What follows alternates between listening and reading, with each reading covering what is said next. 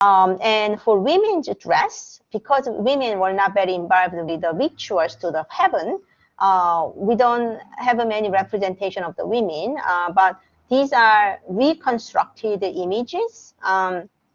So we know for sure that this style of garment, it's a unisex. It's called sheni. Long garment, but it has like a long tapered end so that you wrap around a few times. So then the yellow strip, you can see it comes all the way to the back, right, a few times.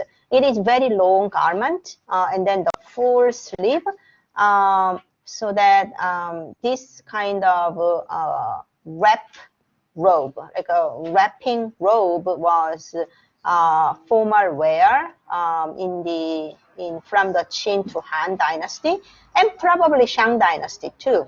And we will follow this formulation, but basically it was a long robe in the beginning, but then it becomes two separates. So jacket and skirt ensemble, like a jacket and skirt ensemble, is going to be more popular toward Tang dynasty. And eventually, if you go to Tang dynasty, skirt is on the chest, and then sometimes it's a topless. You have just a shawl, and very exotic dress of the Tang dynasty.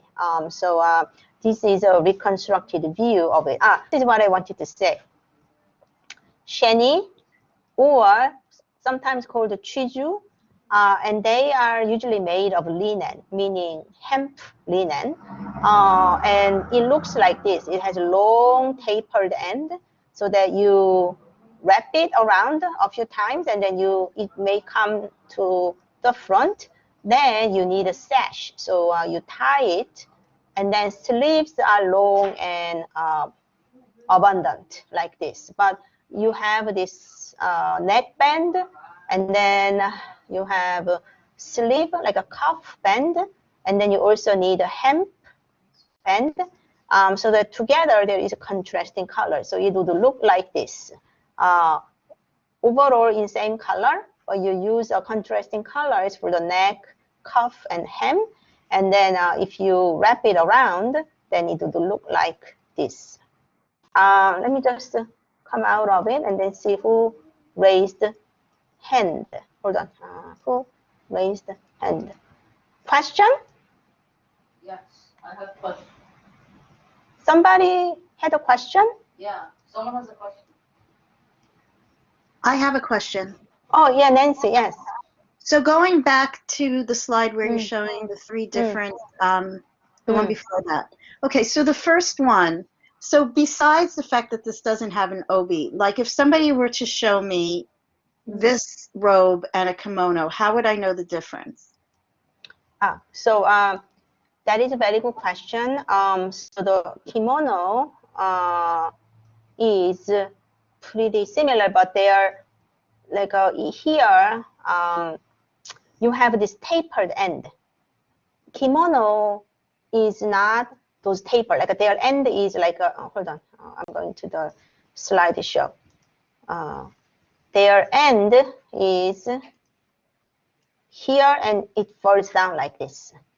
This one is a little bit longer. So the basic silhouette is different. Like a kimono, you've seen this, and they have just the open flap coming like this, right? But this one has this long tail part, and that's how it goes around. Okay. And then sleeve. Japanese case, it's like a rectangle, wasn't it?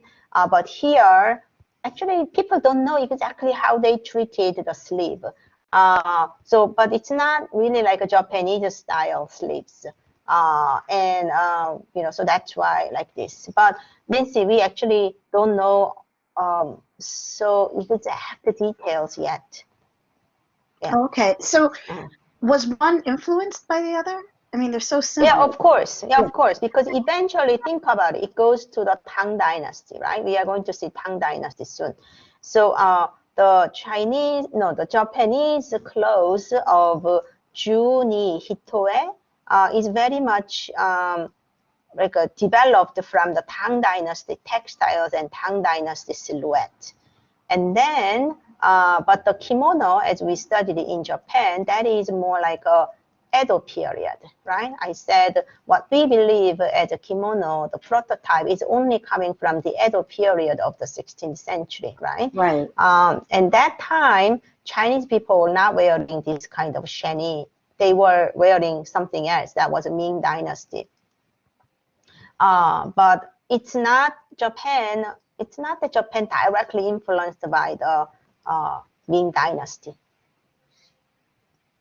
The kimono, as you understand, the prototype of Japanese national dress is from the Edo period, and it's more for plebeian, like everybody can wear.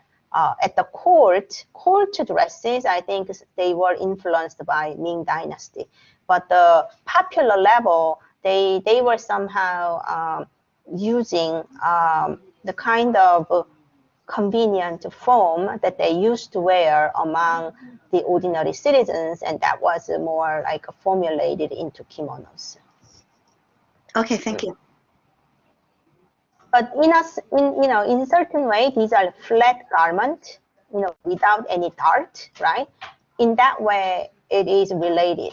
Same with the Korean hanbok too. It's a flat garment on the completely flat. So you have to structure it in order for clothes to fit you. So in a way, it can be very long, it can be very short. I mean, it can be very long, but when you wrap this, you somehow lift the skirt part a little bit up so that you don't drag the clothes too much on the floor. But anyhow, the light hand closure is again very important. So you close toward your right side if you wore it. I mean, in the picture, it looks like left side, right? But then when you wear it, it is toward your right side. And that is very important ethnic identity that Japan wanted to, China wanted to maintain.